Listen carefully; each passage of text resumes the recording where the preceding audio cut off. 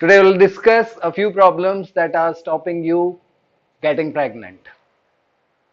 There are many, but we'll discuss around 11 or 12 reasons that are stopping you.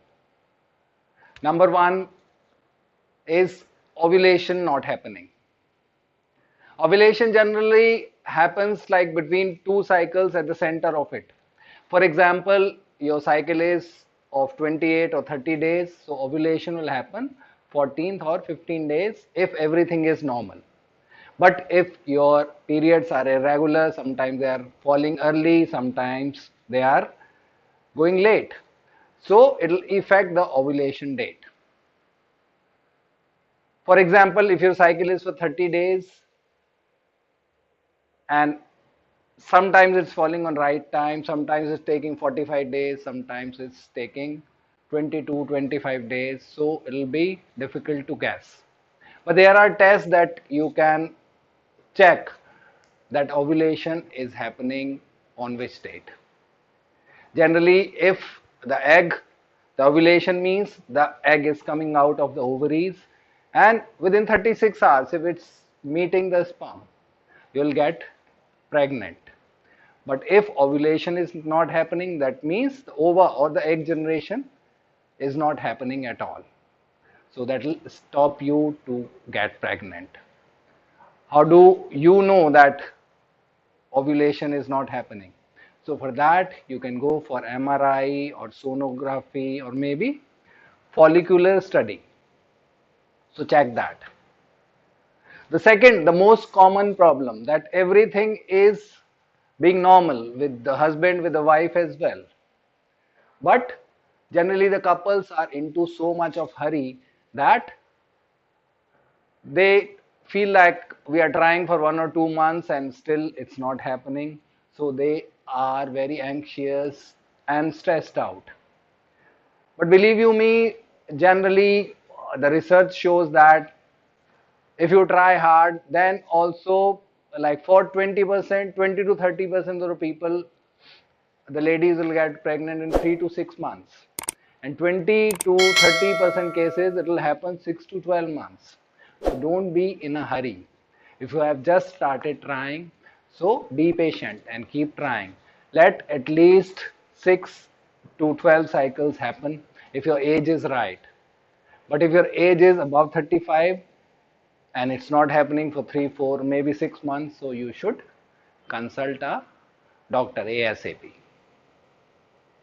The third one, generally the ladies are too much stressed and they are checking upon themselves that why is it not happening. But sometimes the problem is there with the husband also. So you need to go for the semen analysis test. That will tell you the sperm counts, that is very important. The count should be enough. The motility, the morphology is also important. That what is the shape, size of the sperm and how fast it moves into the uterus. These things are also important. So this needs to be checked. Number four, a very common reason, that is the blockage in the fallopian tubes. You know, there is a pair of ovaries at the side and then the fallopian tubes are connecting the ovaries to the uterus. If the fallopian tubes are blocked, so the egg is being generated in the ovary, but it will not be able to move towards the uterus. So you won't be able to get pregnant. So a sonography or a MRI will tell you about that. Number five, that is endometrial thickness. Sometimes because of the hormonal imbalance, a lot of because of the FSH, that is follicular stimulating hormone, a lot of follicles are being generated every month and they are being like formed at the wall of the uterus to make it fluffy and flexible, to make it ready to, if you're pregnant, so it will help you to grow the baby inside the uterus. But because of hormonal balance, they get thickened and they are not able to come out through menstruation. So the endometrial thickness happens, that is the wall of the the internal wall of the uterus that gets thickened. So it will be difficult to like have a nice pregnancy. Number six, very not very common problem, that is a septate uterus. It happens like a normal uterus shape is like this, but a septate uterus, that happens by birth. A woman cannot develop it after taking birth.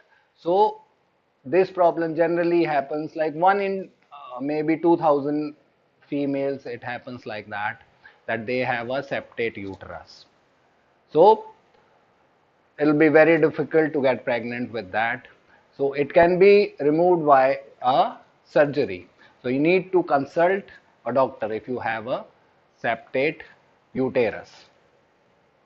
I'll tell you some other reasons in my part 2 video for the same.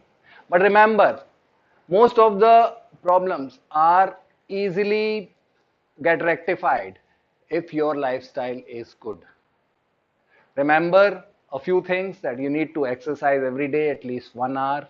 That includes some pelvic stretching exercises, pelvic stimulating exercises, and some general exercises also, followed by some pranayam. You need to take the stress away from your life. I know it's very difficult to keep the stress away from your life, but you should learn how to manage the stress, and yoga is the right way to do that.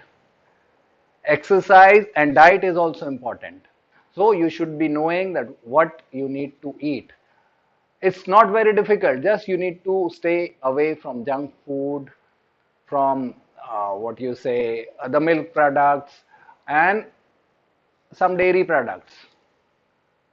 If you're doing that much and doing some exercise, that's quite easy to maintain the things. If you have any confusion, please write down in the comment section. If you have any questions, you can write me on the Instagram, or you can WhatsApp me on this number. I'll help you for sure. Do not forget to subscribe and share the video if you like it. Thank you very much.